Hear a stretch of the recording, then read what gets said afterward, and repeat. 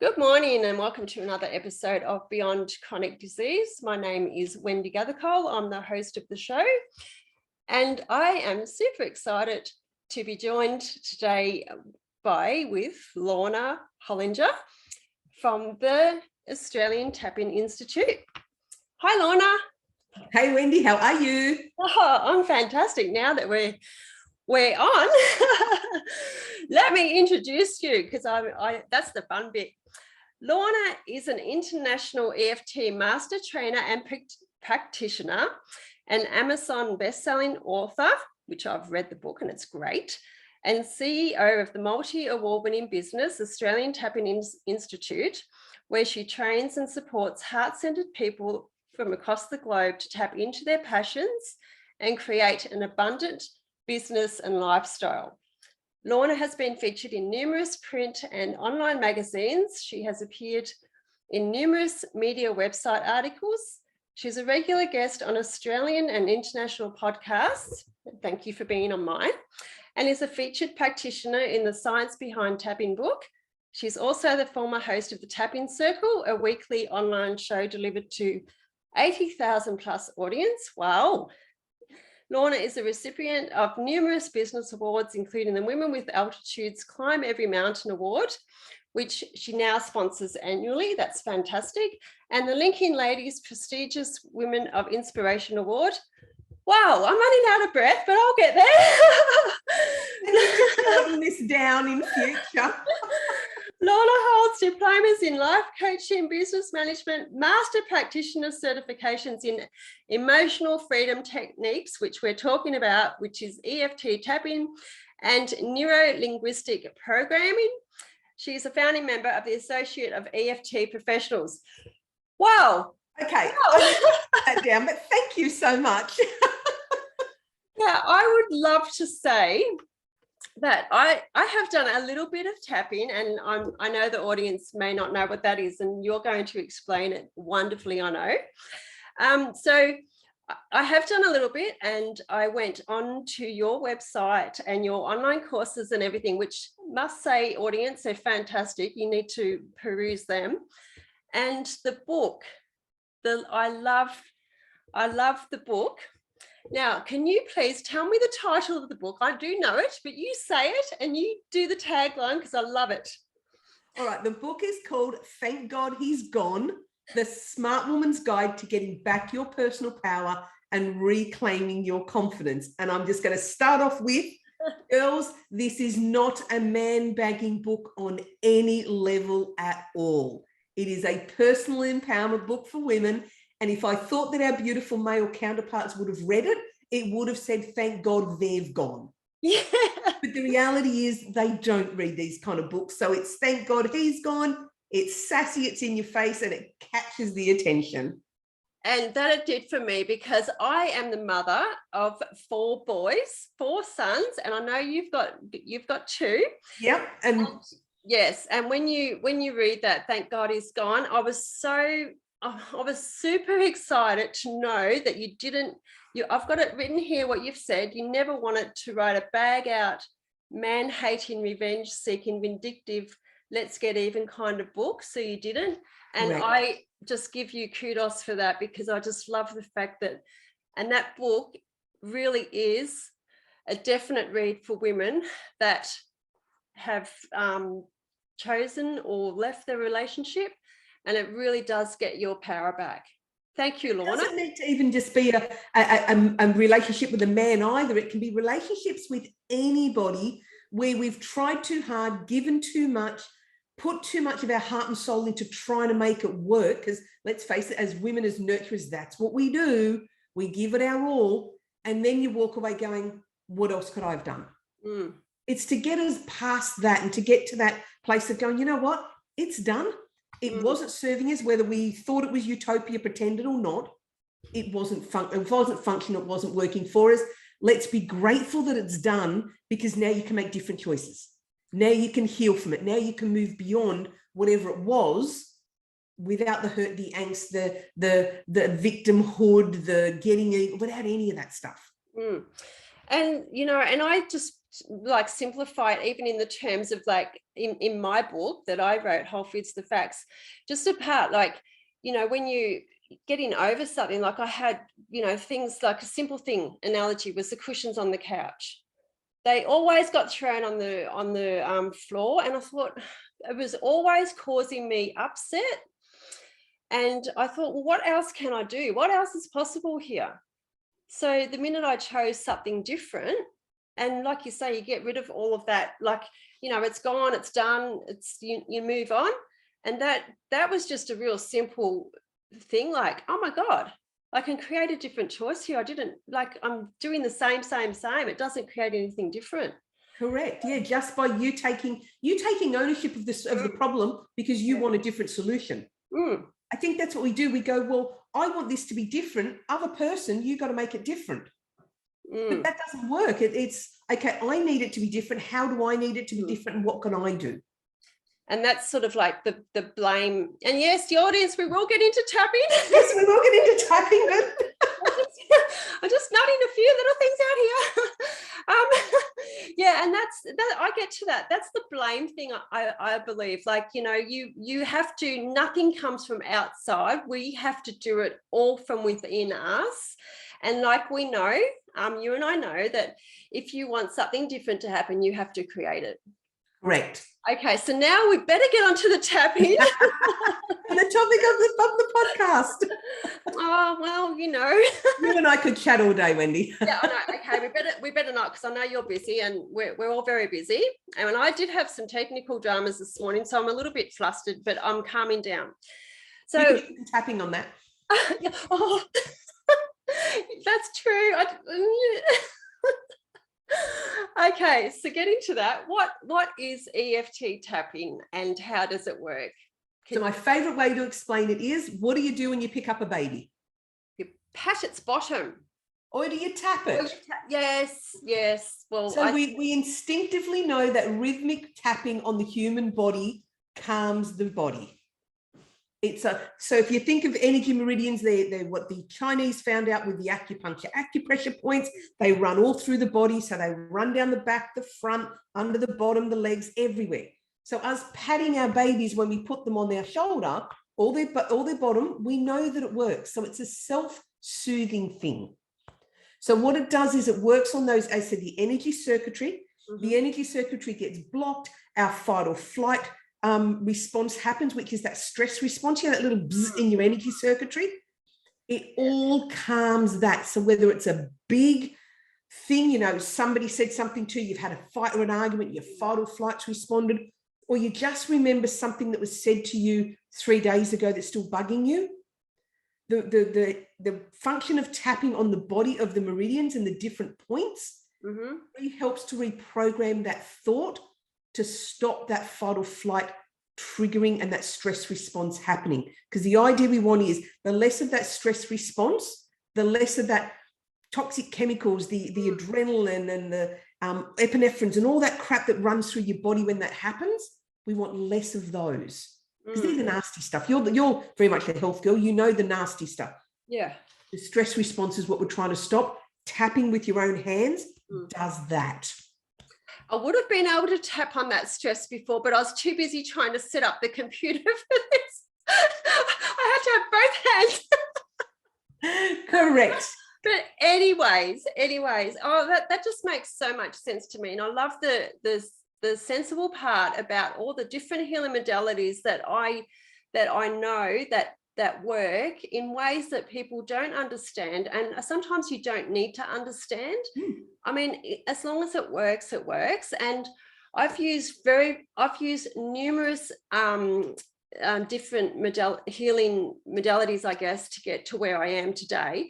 And some of them, you know, I tried for a little bit and they just didn't gel with me, and then I moved on. But it's not that they don't work. It's just, I think we need to create what works for us. Totally. Because then that becomes something in a ritual that you'll do, because it's great to know everything, but if you're not doing any of it, it's worthless. That's worthless. Yeah. And that's why I love the idea of the tap in. No, I don't do a lot of it, but I do other things religiously anyway. And I can manage my stress. I mean, this morning I had a little bit of a moment, and then I'm like, okay, what do I do now? So then, got to that point. So, and I love with the tap in that all you need is your own little hands. Correct. So where are the tap in points, just for the audience? Whereabouts are the tap in points? And All right. yeah. Okay. Oh, I was just going to say, and naturally we can do it at home, can't we? We can do it anywhere, really. We totally can. So there's one here on the karate chop, that squeaky soft bit. Mm-hmm. And then there's a one on the top of the head. Is it the fontanelle, right where the baby's? Yeah. Right at the very top of the crown. And then the other one's the eyebrow. So it's here where the hairline starts, not the third eye, but where the hairline starts. Yep. The other one's here at the side of the eye, not the temple, but down here on the eye. Yep. Kind of think of the bony bits. The bony bits, yeah. Under the eye. Yeah. Under the nose. Mm-hmm. In the crease of the chin. Mm-hmm. Yep. On the collarbone. Now I like the collarbone flat-handed. You can do it with fingers. You can, but I find that is just. I find another one under your arm. Yeah, I agree there with you, Lorna, with the one on the collarbone, because going like this, like just using your fingers on the collarbone, it just irritates the hell out of me. And it gets to the point where sometimes you go, and it's like, oh, it's so much nicer with the flat. And then it's the, am I getting in the right spot? Because, it's what, an inch or two down and an inch or two to the left or right. Whereas this, and let's face it, how subtle can this be? If you're just sitting there like this, tapping away, you could do it in public transport, the car, sitting beside the person who's annoying the life out of you. You can just do it wherever. And like in winter, I know you're up in the hot place, but it's down here in Sydney, hand underneath, hand under your clothes. It's just really subtle rather than trying to do this in public. Flat hand here. Yeah. And look, that's one of the points I get every single person who ever comes to see me. They leave with this as their homework. If you get triggered, stressed or anything between sessions, here and say one of three sentences, either I am okay, or I am fine, or I am safe.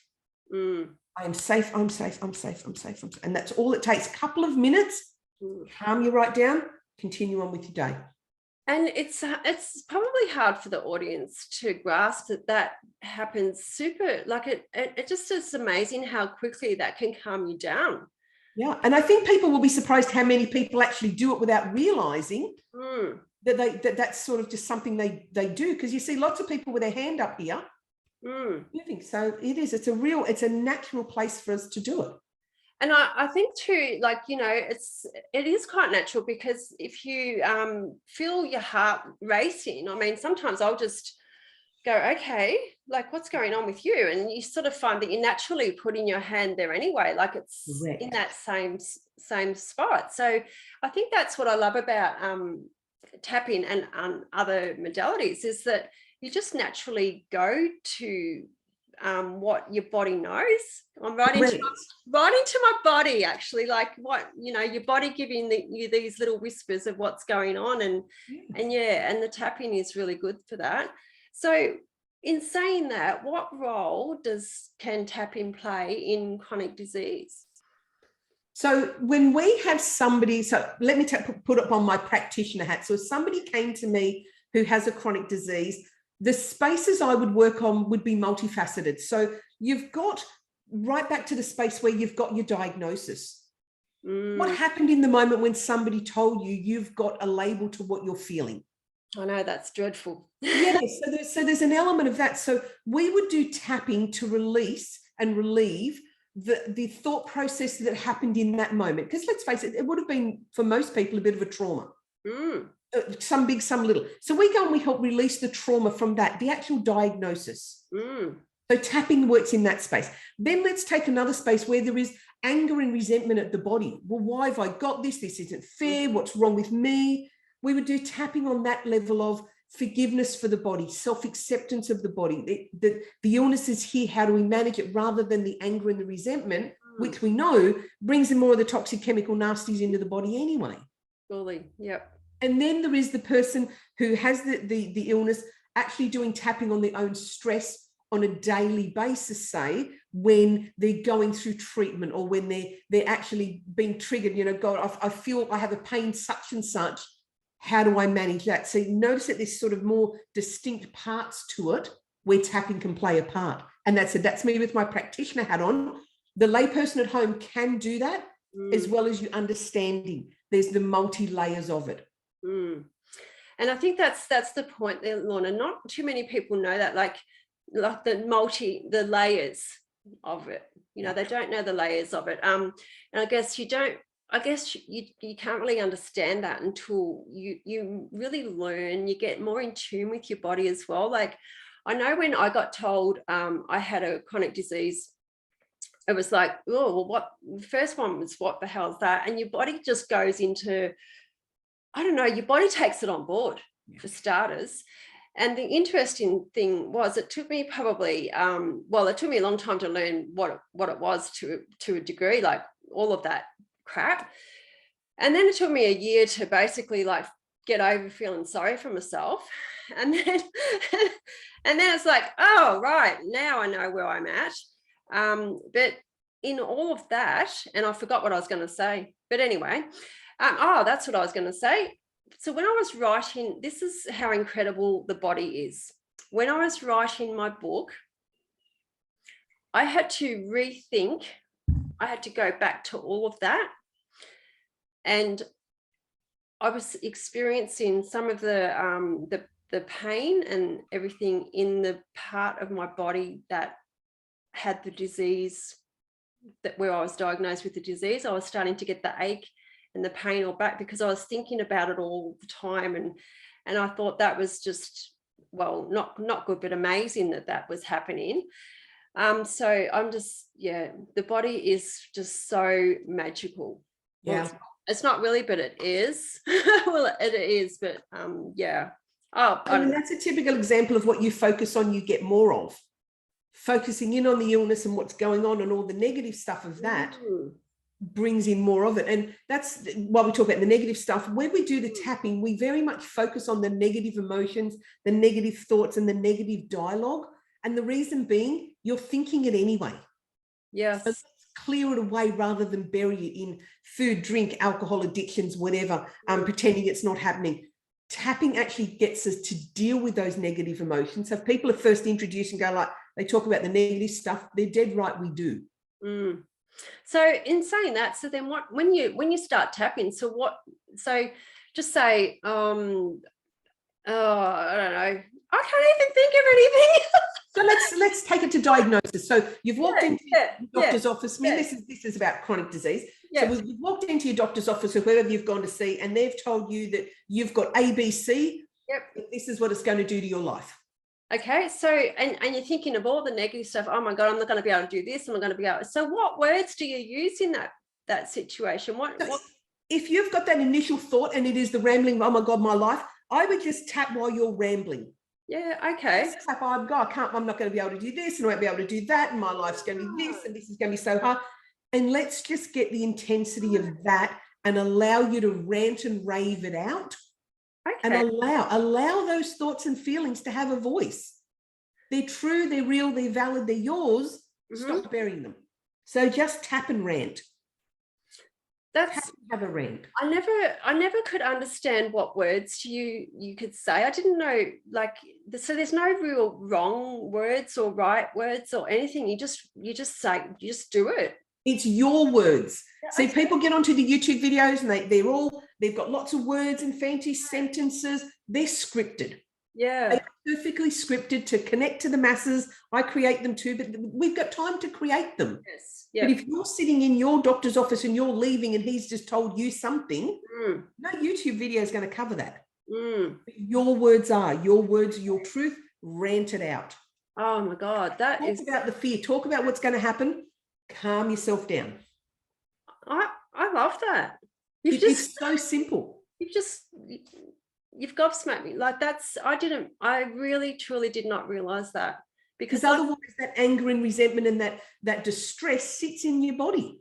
Yeah. And replays. The story just plays. Yeah. And I get that. I understand that, but I didn't understand the actual words, because like you say, you go on YouTube or you read books, and I've read the books, and I've done all of that, and that's probably why it didn't gel with me, Lorna.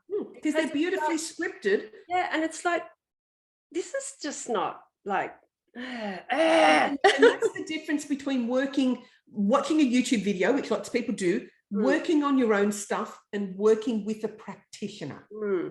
Because working on your own stuff, you'll have your own words, but then you'll overthink it. Oh, goodness, I hope I'm using the right words here. And what if I get it wrong? A practitioner's listening to you and hears your words and they repeat your words back to you.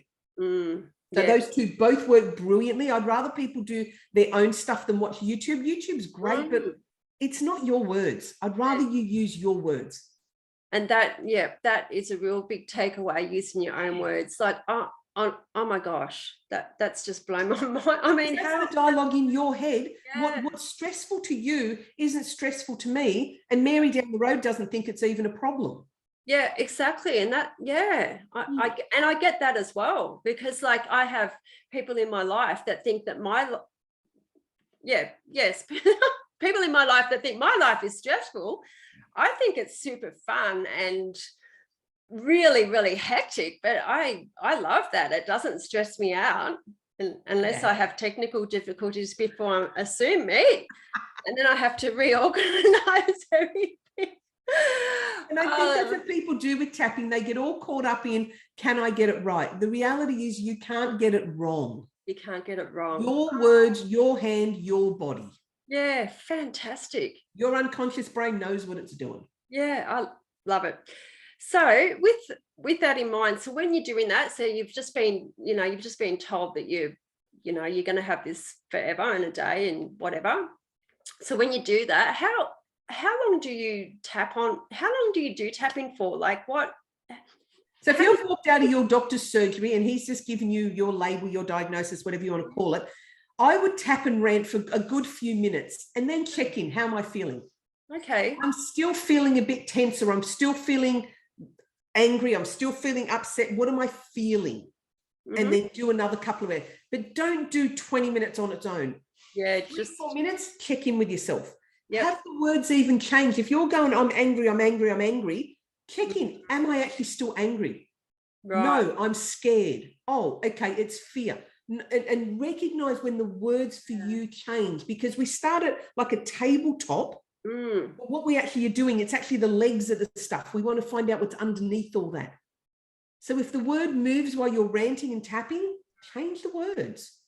Because sometimes you could be tapping on like, oh my God, she's just giving me the shits, like, and then it gets right down to, hang on a minute, it was my, I don't want to call anybody out in particular. It was my auntie that did this, that called me a stupid cow when I was 5. How did that happen? Exactly right. Because my theory is we're not fearful in this moment because there's nothing you and I sitting here to be fearful of. If something happens and you get triggered by something, your fight or flight response, stress response goes, it's because the brain's had to go back to the past to find something that's similar to this. Otherwise, how do you know it's something to be fearful or to react against? Yeah, that's what okay. Yeah. And same as the future. There's nothing to be afraid of in the future without your brain going back to the past to find a reference point. Because otherwise you and I would be afraid of exactly the same things if it was something hardwired at birth. But it's not. It's the events of our life that give us all our stories that our own personal brain goes back to as a reference point. And those reference points, we need to delete all of them, don't we? Correct. And that's what tapping helps to do. It untags all those reference points. So, the thought of going to your doctors isn't stressful every time you go there because you've had a label when you went there last time. Yes. That's why people get stressed going to the dentist, because once upon a time, the dentist was scary. You don't want to be going to your doctors, your specialists, your whoever, and be stressed every time you go there. No, because it creates more problems, doesn't it? You go there and then, you'll get your blood pressure taken and you'll be so scared of what they're going to tell you. And they'll be like, oh, your blood pressure is really high. Here, have some blood pressure. And you're like, oh my God. But also the thing is in that stress response, your brain isn't as functional as it should be and isn't taking in the information either. That's true. You could be missing important key parts of what you're being told because you're already in a stress response because of it. So, go in and tap while you're in the doctor's surgery or the specialist, whoever, tap on the way, Don't even have to say any words, just tap and breathe. Your unconscious brain will know what it's doing.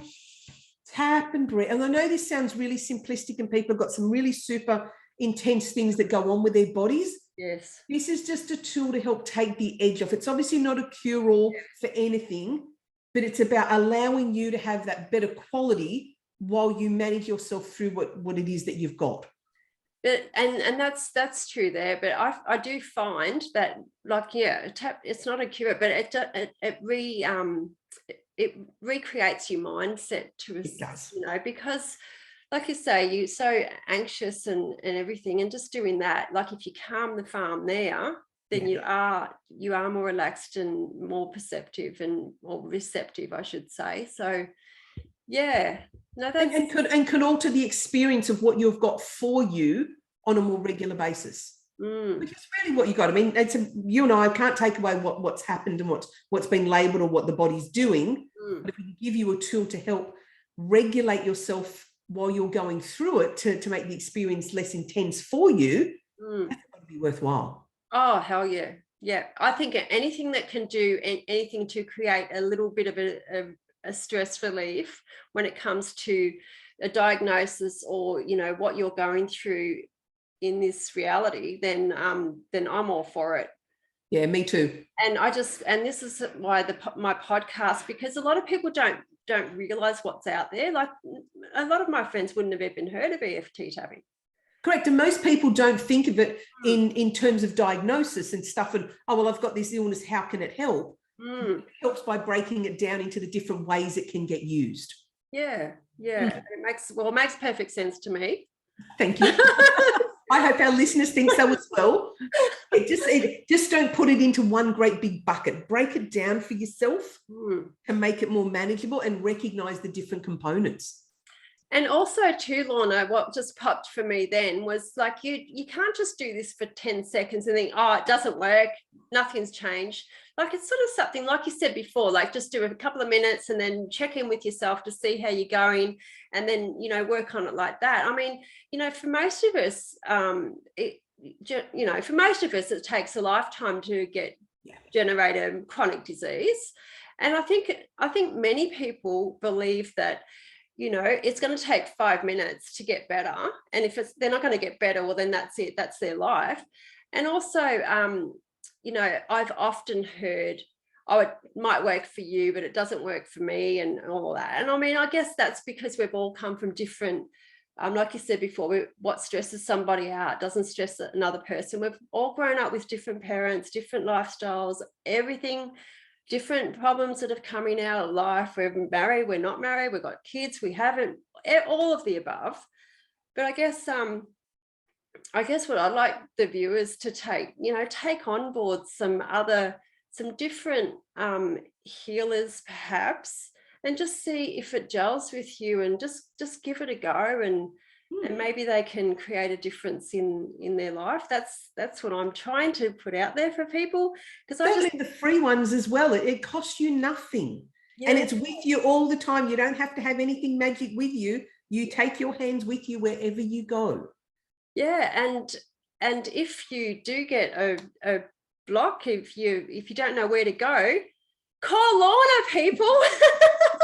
She knows what she's talking about. I do Zoom calls with people all over the world. So it's not even like you have to come to my office anymore. We do Zoom calls all over the world. And that's the best thing. And because you can just do the words and the tapping, it's not like you have to, get your hands on people and all that. So it's just a great service. And there's no medication to be had. There's no contraindications with any other medication. It is literally about calming the stress response in your body, so that what your body has to do and wants to heal and is able to heal has a better chance to do it, because it's not being bombarded with those chemicals from the stress response on a constant basis. And who knows, if they try it, they might be able to eliminate some of those medications. Correct, absolutely correct. Yeah, there's loads and loads of trials that are coming out. There's some in Australia and some in the States about literally people and how they heal their bodies. I mean, I would never tell anyone to go off their medication by doing tapping. No. You must do that with your doctor. Don't ever replace this conversation with anything that's medical advice. You must go to your doctor. But yeah, there have been a lot of trials and studies coming out of people being able to regulate their bodies better. And I've read a lot of those trials and studies and scientific evidence reports and everything with all this other, and I'll phrase it, I'm sorry, but I read a book called Why Woo Woo Works by a Dr. David Hamilton. I always forget his name. Anyways, because somebody had read my book and said, oh yeah, I do all the food sort of stuff, because I started my journey with eliminating foods out of my life, and then it went to other stuff, and they read my book and they said, oh yeah, I do the food stuff, but oh well, if all that other woo-woo stuff works for you, well then that's great. So then I found this book, Why Woo Woo Works, and in there, Lorna, there is a section on tapping in that book, which is why I brought it up. And it's just, there's so much, this book is all about the science in Reiki and everything like that as well. So it's all about the science behind all of that. And it's just so much overwhelming evidence that there's so much more to our bodies than what we've been told and learnt and do, that our bodies are amazing. And certainly in the Western world, we are very disconnected from what we refer to in the EFT world as body wisdom, the body-mind connection stuff. Like, it's so, we talk about it, but we don't really embrace it as wisdom, particularly women. Like, we have wisdom in our bodies. We have, I mean, we birth babies. We make magic in our bodies. And I think we can get so disconnected. You need to really reconnect back into your body and get that connection back for the healing to really work, which is no doubt what you did, was really focusing on your body. Oh yeah, for sure. The healing stuff to move through and like you said before, there's not a like you said before, using your own words. I think that's what we have to do with everything that we learn to, like you said, we're disconnected from all that, the mind body. So even recently I did a meditation thing, like, because when, people's perception of meditation is you have to sit in lotus position and go, and hours. I can't get rid of my thoughts and all that. Well, you don't get rid of your thoughts. That's how, they just sort of, you just whatever. Anyway, so I guess there's so much information out there that you have to do it this way because this is the right way and the only way. Whereas I live my life where there's no right and wrong. It's just you. So and I don't know why I never realized, I never came to that realization until you said about using your own words for the tapping. So that was a real eye-opener. So what do you do? Do you tap every day? What do you? I don't tap every single day, but it certainly is my go-to. Yep. I do it in multi ways. So I actually sit down with my journal and I actually figure out if someone's annoyed me, bugged me, something's gone on today. I sit with my journal and I actually write down what's going on and I tap on that. Okay. So that's one way I do it. So I do a regular, it might be a 5 or 10 minute thing. And that's this is what went on for me today. And I tap. I have days where things are going fantastic and I might be just walking around the house going, I have the most amazing life on this planet and it is doing fabulous. Notice it's all positive stuff. I'm just reinforcing I got good stuff going on. Yes.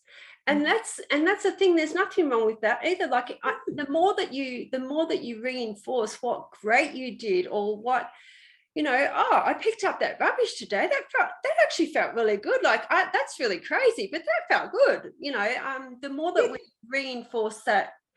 I don't like using the word positive because that started to work its way around the wrong way for me. Like I'm thinking positive, but it's not about thinking, it's thinking positive that you're going to get better, but you're making sure that your body's not, I don't know. It's just. I hear you. And I think it's got such a bad rap because it's like, let's just pretend we're living in this little cloudy unicorn rainbow world of everything's going to be fine. Yeah. Versus what I'm suggesting is when you are having a good day and you just feel like tapping and talking about your great day, do it. Yes. So for me, for people, if someone said, like, how long do I tap for? 5 to 10 minutes at the most. If something happens, I said, we talked earlier about, you leave the doctor's surgery with a diagnosis, whatever. If you're just sitting at home, you're going, okay, I want to do some tapping, 5 or 10 minutes at the most. Don't do much more, because what you're doing is, I think of it like a snow globe. You pick up a snow globe, you give it a shake, all the snow moves, you put it down and it all settles down eventually. Yes. I think tapping does that to the human body. Yeah. So if you shake it and shake it and shake it for way too long, I just think it's too much. If you're doing your own stuff, 5 or 10 minutes is a good kind of gauge. Yep. And then put it aside, come back to it later. But definitely do not sit there for like an hour by yourself tapping. We as practitioners may have an hour-long session, but it's not tapping the whole hour. Yeah, you're talking. Stop and start in conversation and checking in and stuff. Yeah, and that makes perfect sense to me. Yeah. Yeah. Yeah. But it's definitely not about tapping in the positive affirmations. I would much rather you go, okay, I really like to tap in. Oh, it's really going to be fine. Just tap and go, you know what? I don't know if this is going to be fine. This absolutely sucks, and rant it out. Yeah. Actually say what you're feeling. And I think that, well, not I think, I know that's the thing. Like, you know, just because I try and be more realistic, like, okay, oh God, I'm having a crap morning or something. But if you acknowledge it, yes, I find if you acknowledge it and then think, well, how can I make this better or whatever?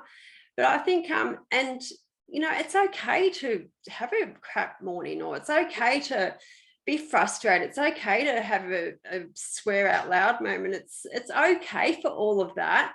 But what's not okay is when you stay in that and then it creates disease in your body and you get and you have a downward spiral. That's not when it's okay. Yeah, correct. So that's why the tapping can get you hopefully before you get down there, if you take it on board. Yeah, it is, because it gives voice to that negative voice that you've already got anyway, because otherwise you shove it down.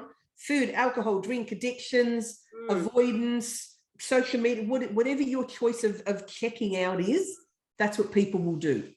Yes. Versus check in with your body. Yeah. And I must say, I did hear you say something about you can't find it at the bottom of a Tim Tam packet. You can't find the solution. I'm sorry, I'm not very good at quoting people. You can't find the solution at the bottom of a Tim Tam packet, but I can tell you now they taste bloody good. My son, when he was living here, he worked out where the kitchen area was, and I'd leave my office and I'd go out there and I'd open the kitchen cupboards, and one day he said, do you know the answers aren't in there? Oh. I've gone, what are you talking about? He said, when you're stressed, Mum, you go and you stand and you look in the pantry. I said, do I? He goes, yes, the answers aren't in there. Our children are way too intuitive. Yes. My child at home is, yes, he says things like that to me. I hadn't even realised when I got stressed I went to the pantry. And I didn't necessarily, I just opened the doors and looked. Yes. And that's where we go, isn't it? Like, avoidance. Yeah, because I used to do that many years ago. Many years ago. And now if I sit down and eat a whole packet of Tim Tams, I do it for the fun of it and the pleasure of it, not for the avoidance. Totally. Do it and love every single mouthful. Because to me, I think it's the guilt trip that's the bit that causes the problem. Yeah. And I was talking to somebody the other day, and she was saying that one of her friends, a male friend, he started relating to food, and this is what I've said to a couple of people myself, started relating to food in a different manner. So instead of, I mean, I'm sure he wasn't whatever he was eating, but instead of eating that Tim Tam, saying, oh, Tim Tams are getting a good rep on here, aren't they? Instead of eating and saying, oh, this is really bad for me, and blah, blah, blah, blah. Shouldn't. I hate that word, should. Anyway, so he was just like eating stuff and going, oh yeah, this is great, you know, and he lost weight from eating just what he would normally eat, but he had a different mindset about it. No side order of guilt. Yeah, isn't that no amazing? Side order of guilt. And I bet he didn't eat anywhere near as many because there wasn't this dialogue going on whether it's the rebellion, you know, Yeah. you can't tell me what to do, or I'm being sneaky, all those things gone, changes the dialogue. Well, I'm not sure what he did, but I said to her, I want him on my show. Yes, you want him on the show. The man that lost weight eating Tim Tams. Every woman wants to Well, talk. I don't know if he was eating Tim Tams, but he was, but that was just incredible. And that's what I find. I find, Look, thanks, Lorna. Anything else you'd like to add? I think we covered lots. I think we covered lots. So remember, it's in the palm, literally the end of your fingers is your own healing tool. You don't need anything fancy or anyone else fancy. You know, if people want, I have a free course if people would like it. So head to australiantappinginstitute.com.au, online courses, and you will find one called the Self-Love Project. Wendy, you might like to put a link in the podcast to it. Yes, I will. It's a little short, 4 video, 4 meditation, quick deep dive into EFT. It's quite the inner critic, up the inner cheer squad, and what do you want to be in your life. Really, really short, really quick, really fun, super easy, downloadable for free. Yeah, and I've gone to that, people, and it is super easy, super fun, and it is free, and it's fantastic. But I do suggest that you buy the book as well. Yeah, a book is available on Amazon. Yes, Thank God He's Gone. Yeah. The Smart Woman's Guide to Getting Back Your Personal Power and Reclaiming Your Confidence is in paperback form, is in ebook form, is coming to Audible in the next month. So I've recorded all the Audible files, so it'll be ready as an audio book. Oh, fabulous. Yeah, that sounds great. Yeah, if you like to listen on the run. So I will put I will put the link to the Australian Tapping Institute, because you'll find all those courses. Or have you got? Yeah. I'll give you a different link to the Self-Love Project, so you've got it. People don't have to go searching. Yeah. No, I've got all that. I can put and it in if people there. want other information, just drop me a line at on the website. There's a contact form. Drop me a line and start a conversation with me if you think there's a space I can help you in. Yeah. Well, I'm sure that you can help them in a space. That they've just got to reach out to you, and I really, really hope that they do, because this is just super exciting. I mean, I've just been a wow moment for me about the words, and that was the main thing that stopped me from really getting right into the tapping. I just kept getting confused, but I know what little bit that I did do, it did create a different sense of me. So no, it's wonderful. So thank you so much, Lorna. I appreciate you coming on today. And thank you for having me. It's lovely to chat to you. I love it. And maybe we can do another one in the future. Who knows? Absolutely. Thank you so much. Okay. Bye-bye. Bye.